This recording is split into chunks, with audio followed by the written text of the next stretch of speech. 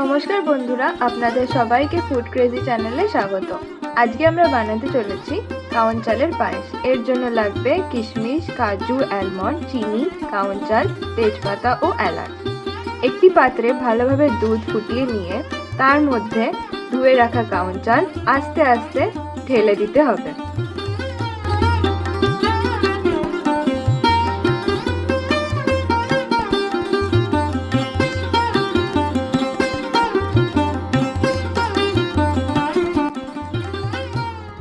ঢালার পর ধীরে ধীরে নাড়াচাড়া করতে থাকতে হবে, যাতে কি কাওন চাল পাত্রে লেগে না পড়ে নিচে থেকে।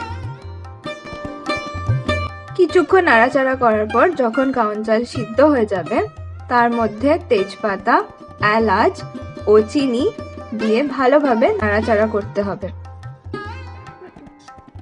চিনি যতক্ষণ অবধি মিশছে ভালো করে নাড়তে চাড়তে হবে।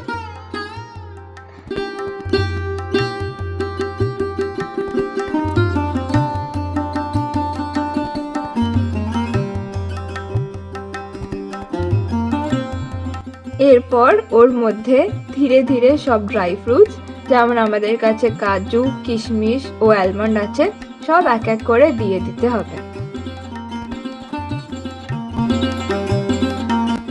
আর কন্টিনিউয়াস নাড়তে থাকতে হবে, যাতে কি নিচে থেকে পায়েস লেগে না পড়ে। ভালোভাবে নাড়াচাড়া করার পর যখন ঘন হয়ে আসবে, তখন আপনারা পছন্দ মতন পাত্রে সার্ভ করতে পারেন। যদি আপনাদের আমাদের রেসিপি ভালো লেগে থাকে তাহলে লাইক, শেয়ার ও সাবস্ক্রাইব করুন ও আমাদের পাশে থাকুন। আপনারা সবাই সুস্থ থাকুন, ভালো থাকুন। ধন্যবাদ।